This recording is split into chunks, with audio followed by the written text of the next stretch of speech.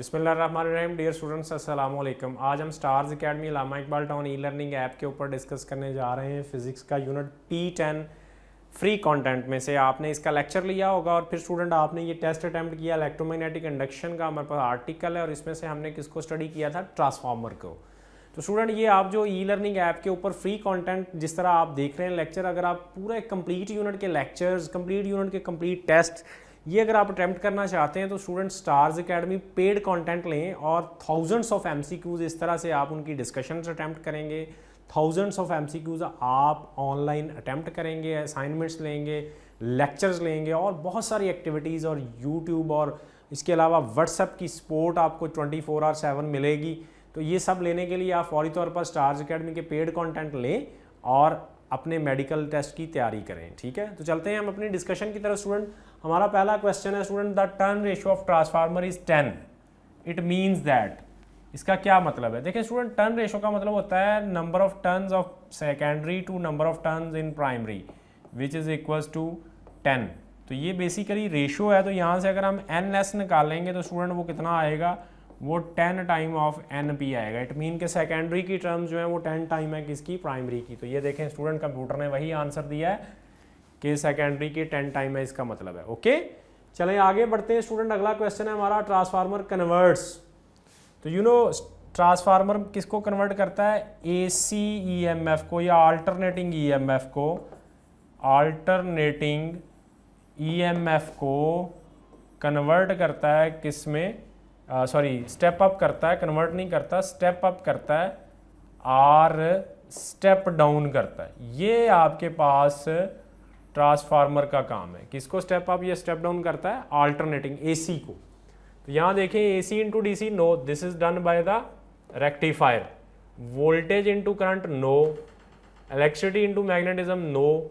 High voltage into low voltage और vice versa. High AC voltage लिखें तो ज़्यादा बेहतर है, ये आंसर आएगा। ठीक है स्टूडेंट्स, तो डेल्टा ऑप्शन है। नेक्स्ट आगे बढ़ते हैं स्टूडेंट। अगला क्वेश्चन है हमारे पास, 220 volt AC supply to primary of transformer and 22 volt AC is observed in the secondary, the transformation ratio. तो स्टूडेंट ट्रांसफॉर्मेशन रेशो होती है NS/NP, ये फाइंड करनी है हमने। तो ये इक्वल होती है किसके, VS/VP के। तो VS स्टूडेंट कितनी है, 22, जिसमें वो कन्वर्ट कर रहा है, और जो अप्लाई की गई है वो कितनी है, 222। तो स्टूडेंट ये आपके पास 1/10 और 0.1 बनेगी आपके पास। ट्रांसफॉर्मेशन रेशो कितनी बनेगी, 0.1। तो कंप्यूटर प्लीज बताइएगा क्या आता है आंसर। देखें 0.1 आ रहा है आंसर। ओके स्टूडेंट्स, नेक्स्ट आगे मूव करते हैं हम क्वेश्चन नंबर 4 के ऊपर।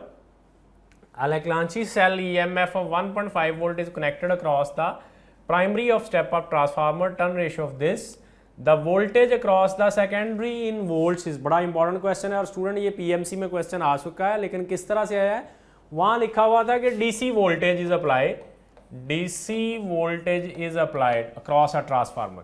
स्टूडेंट मैंने अभी बताया कि ट्रांसफार्मर जस्ट स्टेप अप करता है किसको, अल्टरनेटिंग वोल्टेज को। और ये सेल जितने भी होते हैं ये क्या होते हैं, DC सोर्सेज होते हैं। सो DC के कॉरस्पॉन्डिंग ये आउटपुट वोल्टेज प्रोड्यूस नहीं करता है। तो स्टूडेंट हमारे पास क्या होगा, DC के कॉरस्पॉन्डिंग कोई वोल्टेज नहीं आएगी। So transformer don't work for DC, it means के it will give us 0 voltage. तो डेल्टा ऑप्शन है। ओके, नेक्स्ट आगे बढ़ते हैं स्टूडेंट। हमारे पास क्वेश्चन है step up transformer. Step up transformer में क्या होता है, देखिए स्टेप अप ट्रांसफार्मर या स्टेप डाउन ट्रांसफार्मर हमने डिजाइन करना है। तो ये आपके पास इसकी टर्न रेशो है जो कि किसके इक्वल है, VS/VP के। अब देखिए स्टेप अप में VS ग्रेटर होती है किससे, VP से। अगर आपकी आउटपुट वोल्टेज ज़्यादा आ रही है तो स्टेप अप है, और अगर आउटपुट वोल्टेज कम है तो क्या है, स्टेप डाउन है। तो स्टूडेंट देखें, अगर VS ज़्यादा है VP से तो इट मीन्स के NS should be greater than NP। अगर आप टर्न रेशो ये रखेंगे तो आपका स्टेप अप ट्रांसफार्मर आ जाएगा, और अगर उल्टा करेंगे तो स्टेप डाउन ट्रांसफार्मर आ जाएगा। ठीक है, तो NS is greater than NP। Next student आगे बढ़ते हैं।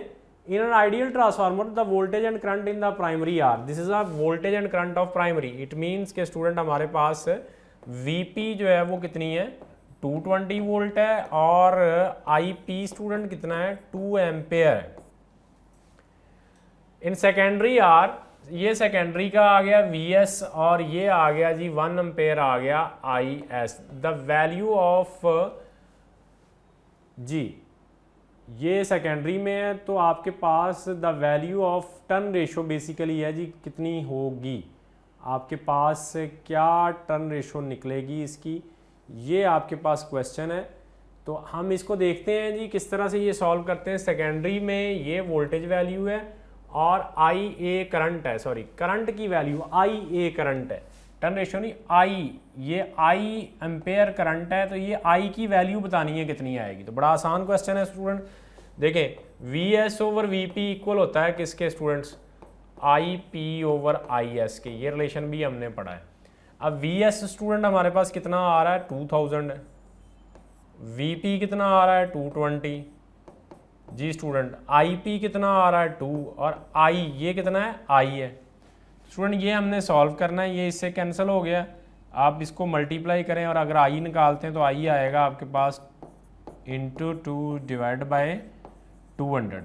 तो स्टूडेंट ये 44 ओवर 200 बनता है, तो ये तकरीबन आपके पास 0.2 के करीब आंसर आएगा। देखिए आंसर ऑप्शन अल्फा, इसको अगर डिवाइड करते हैं तो अप्रॉक्सीमेटली 0.2 आंसर आएगा। ओके नेक्स्ट स्टूडेंट आगे बढ़ते हैं, हम अगला क्वेश्चन है हमारे पास, the core of transformer is laminated so that, जी ट्रांसफार्मर की ये जो कोर होती है इसके अंदर लैमिनेशन लगती है और फिर अगली जो कोर वाइंडिंग आती है, फिर स्टूडेंट ऊपर लैमिनेशन लगती है और फिर अगली आपके पास क्या आती है कोर। तो ये लैमिनेशन का पर्पस क्या होता है, असल में मैंने लेक्चर में बताया था लैमिनेशन का पर्पस होता है एडी करंट्स को रिड्यूस करना। किसको रिड्यूस करना, एडी करंट को, क्योंकि जब इसमें से फ्लक्स चेंज होती है तो इसके अंदर साइक्लिक करंट प्रोड्यूस होते हैं जिनको हम क्या कहते हैं एडी करंट्स। तो it's purpose is to reduce the eddy current loss. Okay क्योंकि जब हम यहाँ पे कोर इंसर्ट कर देते हैं ना, कोर के अंदर यहाँ बीच में हर स्ट्रिप के अंदर इंसुलेशन, तो करंट का पाथ जो है वो ब्लॉक हो जाता है, करंट को नहीं ये गुजरने देती है आगे से। ठीक है नेक्स्ट आगे देखें क्वेश्चन नंबर 8 है, transformer has 100 ton on its input, this is NP, and 500 ton on its output, this is NS. If the RMS value of input voltage is 220, this is the VP and this is the IP, then the output power is about, output power बताएं कितनी होगी। तो student बड़ा आसान question है, you know that कि transformer का rule है कि जो आउटपुट पावर है वो इक्वल होती है किसके, इनपुट के। तो इनपुट पावर की बात करें तो इनपुट पे करंट कितना है आईपी और वोल्टेज कितनी है वीपी। तो स्टूडेंट आईपी कितना है आपके पास 2 एम्पेयर और वोल्टेज कितनी है 220, तो आंसर कितना आ गया 440। तो यही आपके पास क्या होगी आउटपुट पावर, जो इनपुट पावर है आइडियल ट्रांसफार्मर में वही क्या होती है आउटपुट पावर होती है। तो देखें कंप्यूटर ने आंसर क्या दिया है 440 बनना चाहिए क्योंकि 220 है और 2 एम्पेयर है, ये 440 आएगा, ये 440 है जी, 440 वाट ये आपके पास बन जाएगी। ओके जी स्टूडेंट्स नेक्स्ट अगर हम देखते हैं ये पावर के बाद अगला क्वेश्चन देखते हैं, a step down transformer reduces voltage from, this is a VP, to a 11 volt, this is the VS, the primary draws this is the IP current and secondary draws 90, this is the IS. The efficiency of transformer is, efficiency you know, efficiency means P out over P in। तो P out देखते हैं कितनी आएगी, P out आएगी IS VS क्योंकि output का current और voltage ये है, और इन क्या आएगी IP VP। अब स्टूडेंट देखें इसमें VP भी है VS भी है IS भी है IP भी है, आप वैल्यूज पुट कर दें यहाँ से क्या निकल आएगी इसकी एफिशिएंसी। IS कितना है स्टूडेंट इसके अंदर 90 और VS कितना है स्टूडेंट 11 और IP कितना है स्टूडेंट 5 और VP कितना है स्टूडेंट 220। तो ये स्टूडेंट अगर हम इसे सॉल्व करते हैं तो हमारे पास मल्टीप्लाई बाय 100 कर दें तो ये हमारे पास क्या निकल आएगी इसकी एफिशिएंसी।